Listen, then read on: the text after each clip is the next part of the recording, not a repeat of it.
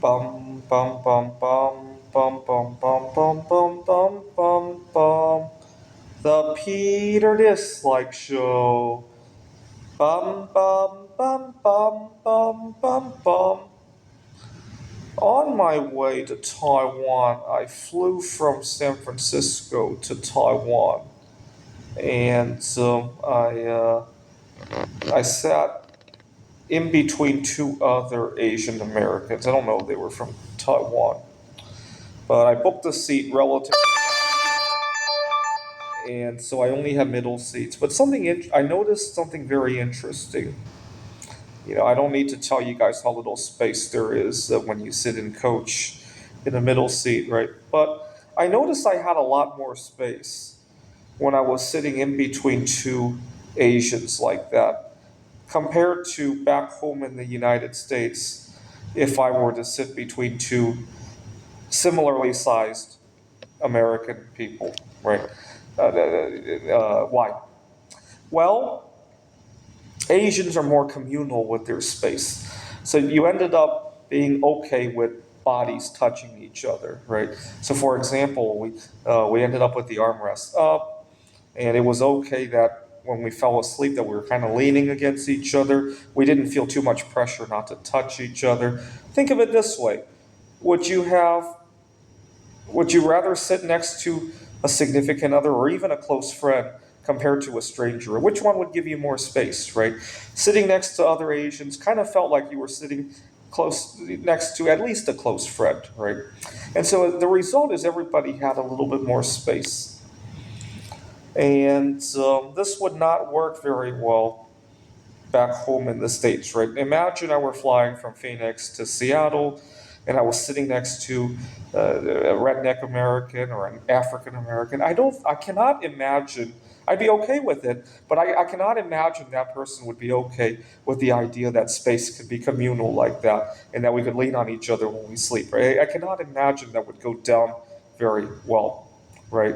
But it results in both of us having more space, right? I don't know why, right? I sometimes muse about this idea that planes could have. You remember 40 years ago when you would book an airline ticket, they would ask if you wanted smoking or not, right? It could be touching or not, right? Do you want seats that where people are okay with sharing communal space, right? I don't know. I'm just throwing this idea out there. I wrote to an airline one time to suggest this, and I don't think I got a response though. But feel free to write to your favorite airline to suggest that. Okay. Well, when I finally got to the hostel, I noticed something else interesting too.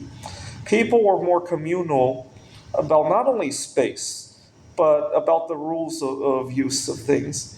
So, for example, people were not uptight about whether or not they could make noise. I mean, within reason, obviously. We're not talking about blasting Taylor Swift at 2 in the morning, but within reason, people were not tiptoeing around each other, right?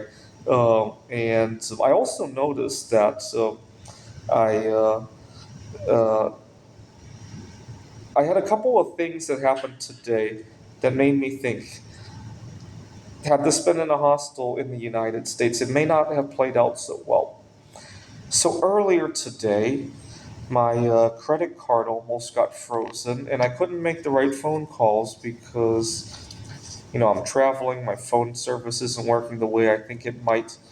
And I was able to ask some of my roommates for help with that. And then I remember back home in Houston, I ran into drama, and everybody just turned it just completely ignored me, and just thought I was making noise. I my Earlier today, something happened. My mind was kind of playing tricks on me. I had been eating out almost every meal, which was kind of my dream, but I had been missing some food that I cooked for myself. And so I wanted to go out to get some food to cook. I went to the kitchen of the hostel to make sure that I could do that. And I thought I saw this cooking range. And I thought, oh, great, somewhere to cook. Went out to get some food, a decent amount of food too. I come back to the hostel, and I was mistaken. Where's that cooking range that I saw? My mind was playing tricks on me. I've been very drained recently because You guys remember last time I was here in Taiwan, I met a girl here, and I've been worried if I'm going to get a chance to see her. You know, the emotional roller coaster again. I'm also writing a cryptocurrency, and the ups and downs of that. I'm just mentally completely drained. I know it doesn't show. I feel like I'm in a collision course with who knows what. I've been feeling that way for over a year, to be honest. But then I remember I was in Houston 3 months ago, and my mind was similarly cluttered. And my roommates, when I don't know if they knew I was in a mess, but they certainly didn't help to calm that, and it resulted in tensions and me having to leave the hostel. Certainly, it didn't play out like that today, and I eventually found a way to cook the food, and but I was panicking. I spent a small fortune on food. I don't know why I saw a kitchen cooktop. Leave a comment if that has ever happened to you, that your mind has played tricks on you to the extent that you're seeing things or hearing things that aren't there. I'm just very frightened about how my life has played out. Ever since I returned to the dating world, nothing has my mental state has been completely appended.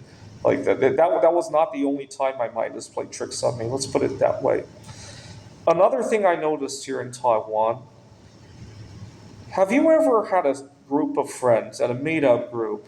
Maybe it's at church. Maybe it's at uh, maybe it's amongst your roommates, right? I don't know if you anyway, or some meetup group that you go to, and there's a girl there that you like, and you're thinking of making a move on her, but if it doesn't go well, it could jeopardize your relationship with the rest of the group, right?